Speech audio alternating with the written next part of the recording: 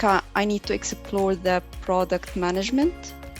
I need to get my knowledge and my practical experience.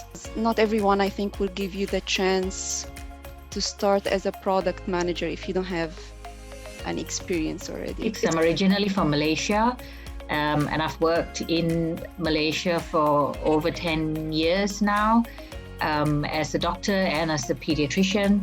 What I want to take away from this course is learning how to assess this need from what the client wants. I want to work in product particularly and eventually create my own products. I want to get my portfolio because I have seen that it's very much a permanent requirement from all the product positions that I have seen. I'm going to talk a lot about these things and how to create that trust that's needed for you to actually act as a product manager.